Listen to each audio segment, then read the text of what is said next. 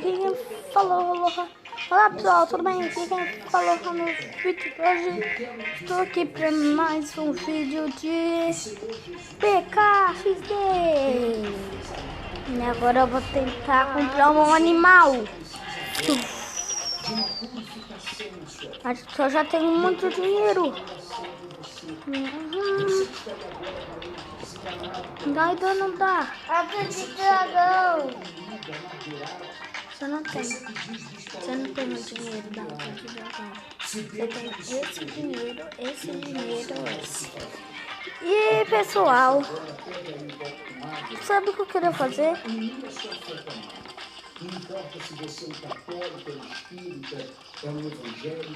O que importa é o seguinte: o Deus dessa Bíblia, dessa palavra, santa palavra, ele é maior que o seu Salve. Pai, o seu Pai.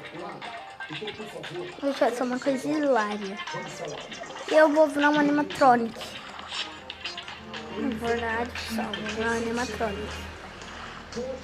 Sabe que animatronic você é?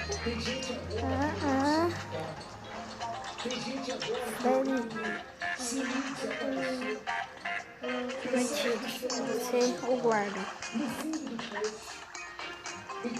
Como sempre o guarda fica com cara de mal. Mas esse guarda do bem. Arrancar esse espírito de miséria, arrancar essa depressão, essa dor na alma. Espírito Santo, toca nessa alma, para que quando ela beber seja o santo remédio. Então, pessoal, esse